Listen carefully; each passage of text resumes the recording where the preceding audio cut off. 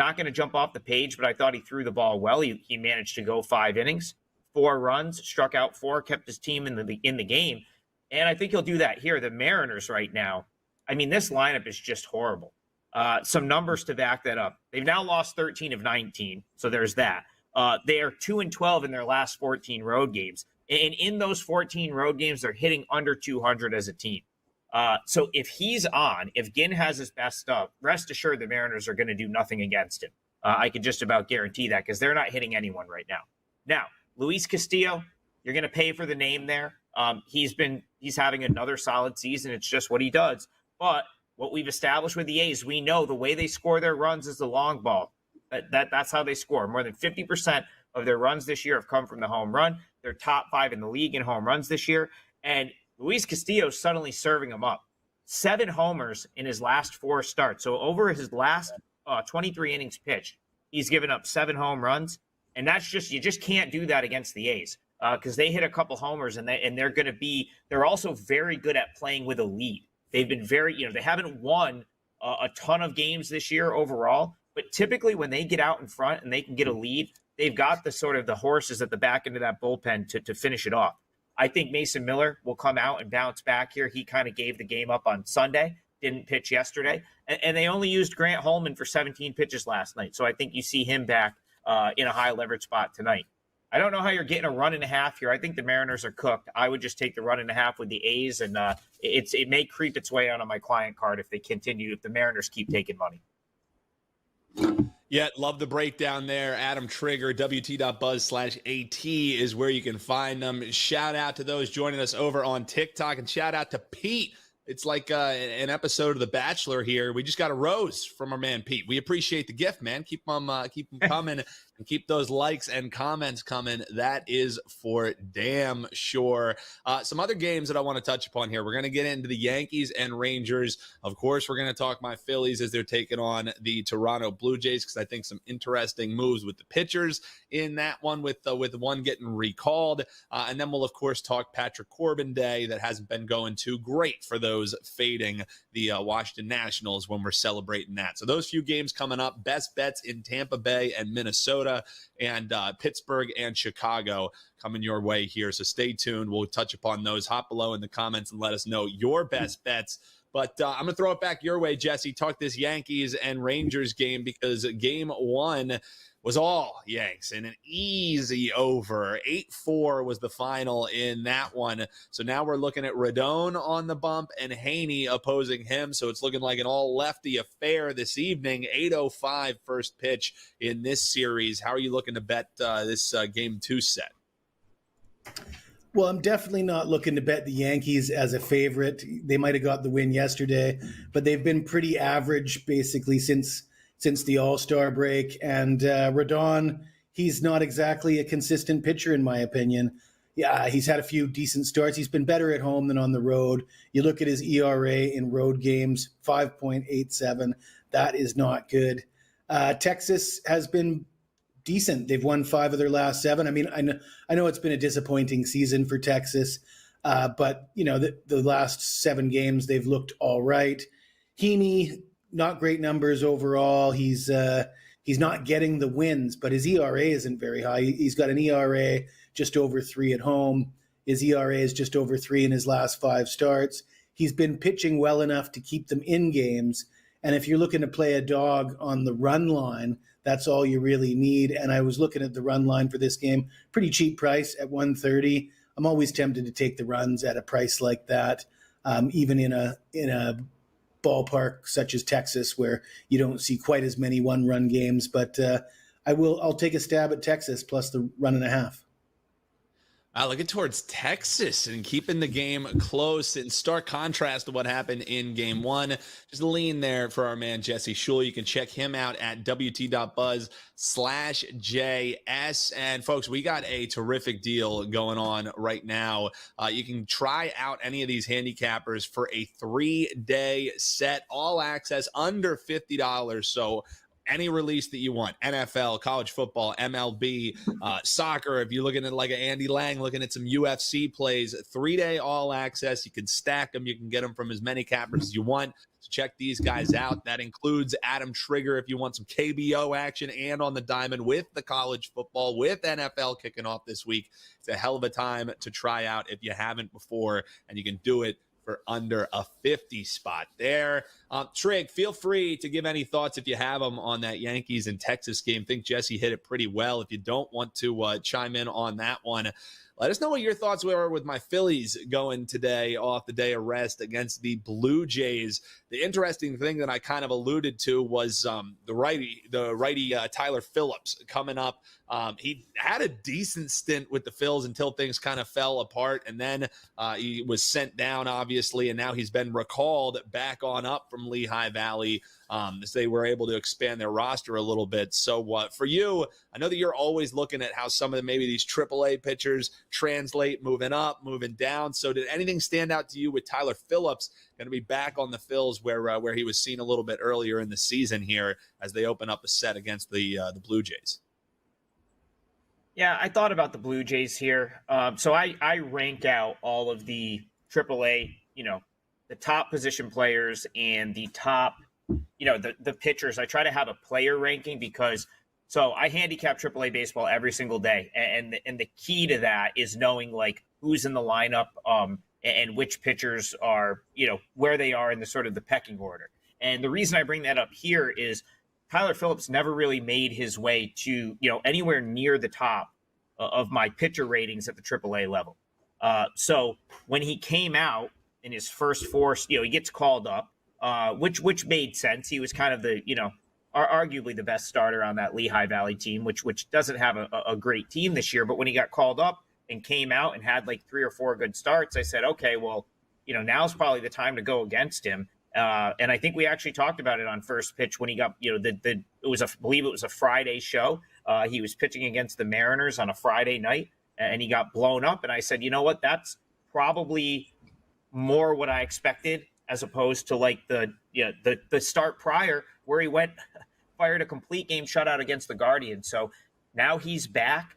I still kind of approach it like that. I still think he's somewhat of a fade at the big league level. And you know what? I'll say this with the Blue Jays. I like the young guys that they have into the mix now. Like the Blue Jays are creeping their way into like play on territory for me, Dan.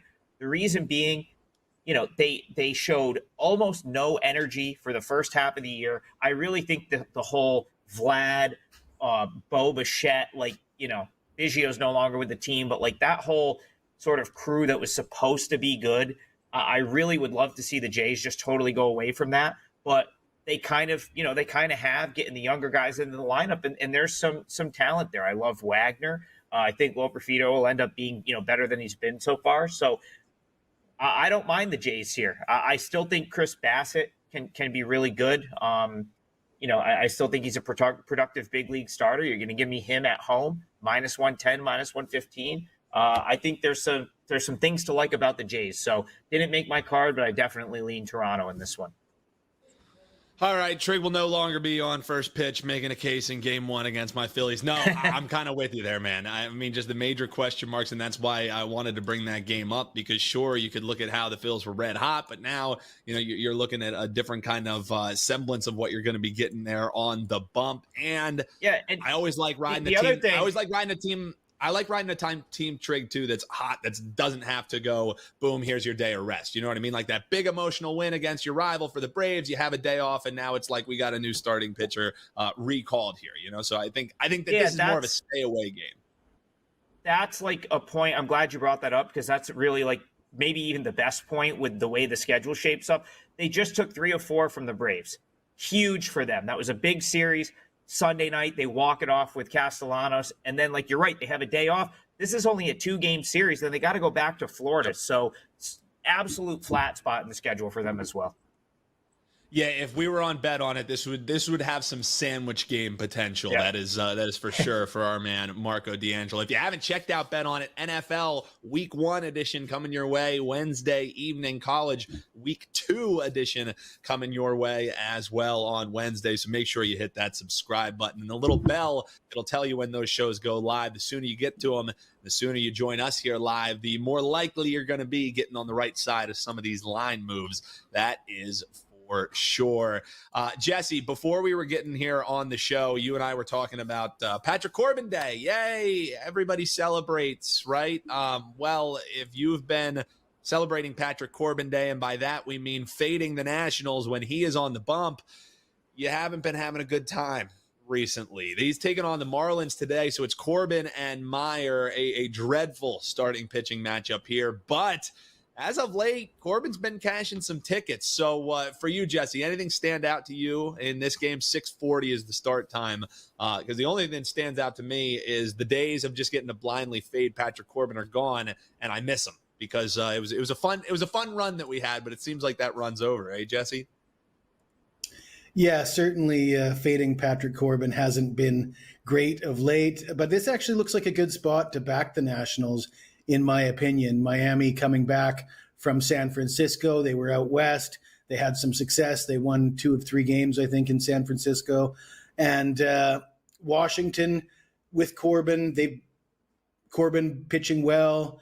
And I think Washington probably has a better lineup at this point in time after Miami traded a bunch of their position players. Meyer, when he first got called up, he was pitching well, not so much as of late. Certainly Corbin's the hotter pitcher. I don't like the first game back for Miami. I think this is a great spot to back Patrick Corbin and the Nationals. And there's a reason why it's the price is where it is at just pretty close to a pick 'em. So, yeah, I think today is the day to bet on Patrick Corbin.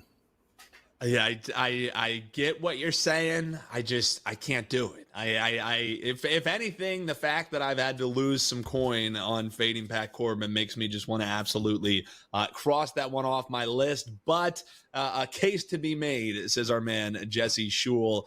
Check it out over at WagerTalk.com. You can see his page, wt.buzz/JS. Trig also has a 5%er rocking in MLB today. You can grab that over at his page using that deal. You can buy just the play, sure, but that all access for 3 days will get you ready to go for the weekend and grab you that 5%er. So that's the way that I would probably look at it. All right, we got best bets coming up in just a moment. We'll touch upon one more game. You can keep those comments coming, and then we'll try and hit some of those on the way out. We got Tampa Bay and the Twins coming up, and we got Pittsburgh and Chicago Cubs coming your way in best bets. But first, let's talk last game on the board here. Trig has some feelings on this Giants and D-backs game. It's Nelson and Harrison in the nightcap, 9:45 start in this one. And I mean, for either way that you want to back this, nice price if you're looking to go on the favorite. And, you get some decent take back on the dog here. D-backs are a team you've had a real nice read on as of late, Trig. I'm wondering how you think here in this one going at Oracle Park.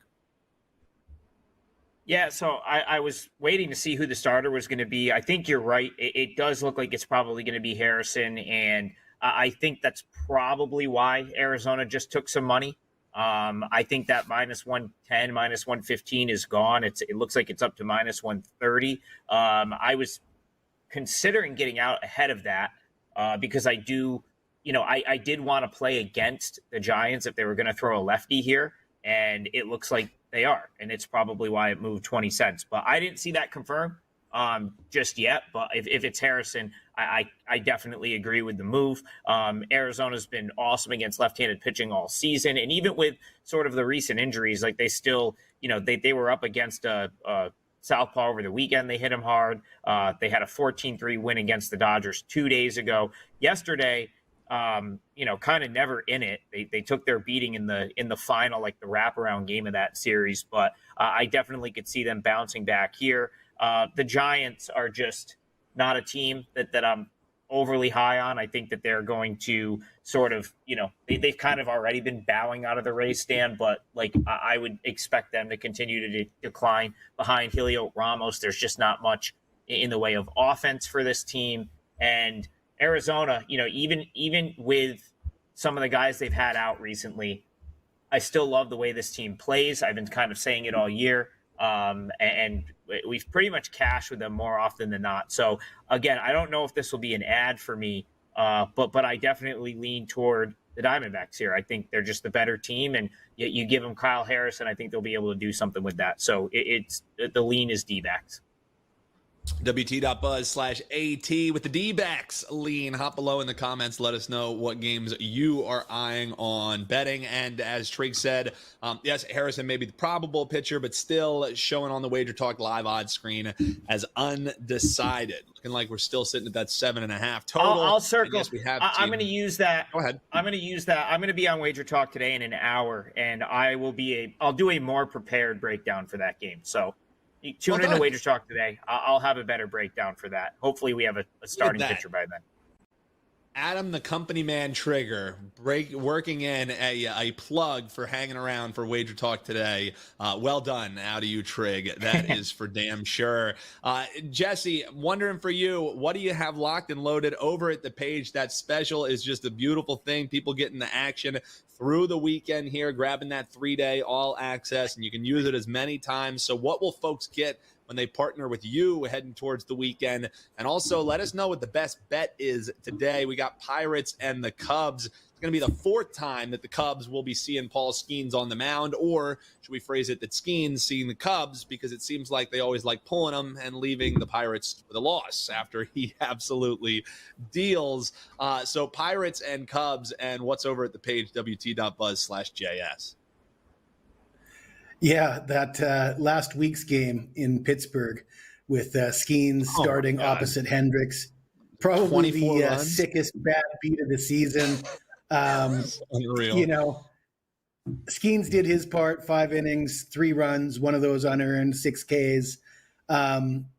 Pirates had a 10-3 lead after 5 innings. So certainly if you bet them for the first 5, and if you're betting on the Pirates because you're a Skeens fanboy, there's really no need to bet them full game when you could bet them first 5. And that's what I'm going to do here. And it's a lot less about me being a Skeens fanboy than it is about the guy going for the Cubs. Kyle Hendricks, Cy Young winner in his career, but not as of late. He's brutal this year. And in that game in Pittsburgh last week, he just went 1.2 innings, gave up 6 runs on 8 hits, 3 walks, just 2 strikeouts. And, that's one game. So, maybe he bounces back. But then look at his 3 starts combined against the Pirates this year. Hendricks is 0-1 with an ERA of 11.12. He's given up 15 runs on 21 hits in just 11 1/3 innings in those 3 games. Hendricks is just a gas can right now. And I'm sure the Cubs would rather have somebody else to throw out there against the Pirates. They're gonna hope they're within 3 or 4 runs after 5 innings so they can come back and do what they did last week. But Skeens probably doesn't have to be at his best to power the Pirates to a lead after 5 innings. So the play for me on the best bet will be Pittsburgh first 5 money line. I think that's around 135. As far as what is available on my page today, I'm actually probably going to be tuning into WagerTalk today to hear what Adam Trigger has to say about why the Giants didn't just name Harrison earlier. It looked like Harrison was the obvious choice for the starter today. I'm curious as to why they still haven't filled that in. There's no line available for that game. I'm interested in betting on that game, and that may well be my baseball play for today. But of course, the thing to really look forward to is college football. And after I got my ass handed to me on Saturday with college football, and that doesn't happen very often. So look out in week 2 because I'm going to call my shot and guarantee victory a la Joe Namath or Mark Messier. Wow, the gauntlet being tossed down by our man, Jesse Schule. I love to see it, and I also will love to see the eventual bench pressing videos that we'll get from Jesse Schule. At Jesse Schule on social media, check him out whenever he is winning. The content just never stops rolling over at his page. That is for sure. So we're looking at the first 5 with the Pittsburgh Pirates. That's the best bet for our man, Jesse Schule. Check him out over at WagerTalk.com. Trig, we mentioned it earlier. that 5%er that you got rocking tonight. I know you're pumped up for that one. I know you're pumped up that NFL Week 1 is here as well. So a great time to check you out with that 3-day deal that we have rocking. I know you also have a best bet here for the folks in the Rays and the Minnesota Twins game. Interestingly enough, for a guy like you who loves betting the 1.5 runs, this has been the series to do it, I believe, or the matchup to do it. 4 meetings so far between these clubs. They've been decided by exactly 1 run.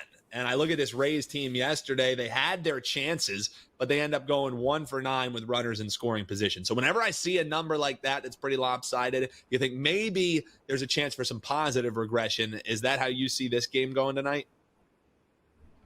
Yeah, so real quick, I just want to comment on Giants, Diamondbacks real quick. I will, like I said, I'll find out by the time we're on Wager Talk today. But I do think that it's possible they call up Tristan Beck to start. That would be the only reason they might push Harrison back. So I just double checked. He's been rehabbing at AAA, and it is his turn to pitch for Sacramento tonight. So they might just be trying to manipulate their rotation. But they've been using him as a starter in AAA. So I could see them giving Harrison another day. Bringing Tristan Beck up to start would completely change the handicap. So like I said, hopefully we'll have more info on that an hour from now on Wager Talk today. As far as this game's concerned, I'm going to contradict myself a little bit here. And based on something I wrote yesterday, now we didn't talk about this game, at least I didn't talk about this game on First Pitch because this was my best bet yesterday, 4% play with the Twins, which won. But I did say that I was looking to back the Twins in this series, looking for spots to come in with the Twins in this series. But based on what happened last night and the way I think the Twins are going to play this, I see them being potentially pretty vulnerable here in this spot. So I do like the Rays, and I'm actually going to make the Rays the best bet for the show. And I think the only reason I'm not going to, or I haven't added the Rays to my client card yet, is because I came into this series wanting to play the Twins. But here's kind of how last night's game played out. So Simeon Woods Richardson did not make it deep. What that meant was the Twins kind of had to unload the bullpen. They needed a win, and they went after it. They went Alcala to Henriquez to Jax. That's 2 days in a row for Griffin Jax. Sands, that's 2 days in a row for Sands. And then Johan Duran, 2 days in a row for him. So they really, they had the lead, and you could tell they were just like, nope, we got to try to pin this lead down and win this game. Now, when I wrote about the Twins yesterday, I thought they were going to use Lewis Varland in relief. He's a guy that they just called up as part of the 40-man roster expansion. And I figured that they would go Simeon Woods Richardson to Varland, but now I'm starting to read that Varland is probably going to get the start on Wednesday. The reason that's so important here is David Festa has really struggled the second time through the order. So if, for example, if I knew that this was going to go Festa to Varland, then to the relievers, I wouldn't want any part of going against the Twins. But I'm thinking Varland's going to be the starter on Wednesday now. And that really changes things because Festa, he was good last time out against the Braves, but when he hasn't been good, Dan, it's because he's getting blown up the second time through the order. And if that's the case here and he only gives them 4 innings, I think the Twins are in real trouble trying to piece together the last 4 or 5 innings of this game, especially knowing that, are they going to throw Duran 3 days in a row? They're probably not going to throw Jax 3 days in a row because yesterday or 2 days ago, he threw 30 pitches. And that's really where the Twins' weakness lies. Their middle relief is not good. Jax and Duran are going to nail down most games. But once you get past those two, it's real sketchy in the middle relief. I thought they were going to use Varland as a middle reliever, but apparently they're going to throw him as a starter on Wednesday. I don't know if that means Zebby Matthews maybe gets skipped. But that could, again, it could leave the Twins very vulnerable here. On the side of the Rays, you got to sort of like Jeffrey Springs at this point. I mean, his season didn't start until July 30th. So he's only, kind of been, a couple of those early starts. You got to just give him a pass. He was, rehabbing a long-term injury. First one out, he kind of got knocked around by the Marlins. But 3 of his last 4 starts, he's been virtually unhittable. I made the mistake of going against him a couple weeks ago with the Diamondbacks. He was literally wipeout stuff, 7 strikeouts in 5 innings. And then last time out against the Mariners, 5 innings, 9 strikeouts. So he's only really, I don't know that you'll see him for more than 5 or 6, but the 5 or 6 innings he's in there is probably going to be pretty good. So if Springs can match Festa, which I think he probably will, You could end up with a pretty big bullpen edge here on the side of the Rays. And if you watch last night's game, Dan, it really felt like they were one hit away all night. I was sitting there with the Twins thinking, man, like the Twins are asking for it here, and the Rays just could not get that timely hit to put them over the hump. I feel like it comes today. So Rays best bet for the show. Not sure I'll put it on the client card, but I feel like this is where the Twins probably drop one.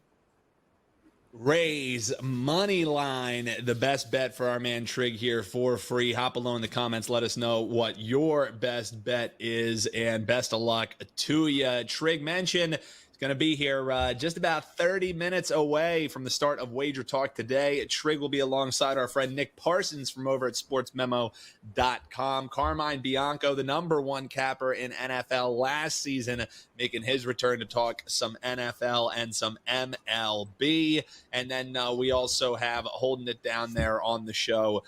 We got Carmine and Trig, Nick Parsons, and then we'll have, of course, Teddy Covers. And apparently Prez is back. So I guess you never know when the Prez is actually going to be on air with us. But tomorrow or today is one of those days when the Prez will be joining us. So make sure you stick around. Just 30 minutes from now, Wager Talk today, hopefully getting you some more winners. Keep those comments coming and subscribe to the channel, folks. If you're watching us on TikTok, on X, on Instagram, that follow button goes a long way. Jesse Schule looking at the Pirates in the first 5. Trig, best bet with the Rays over the Twins. And we will see you locked and loaded back here tomorrow, 11 a.m. Eastern on the East Coast, 8 a.m. on the West Coast for first pitch. Make sure you join us, and we'll see you locked and loaded for a Wednesday edition. Until then, best of luck, folks. Cash those tickets, and we'll see you next time.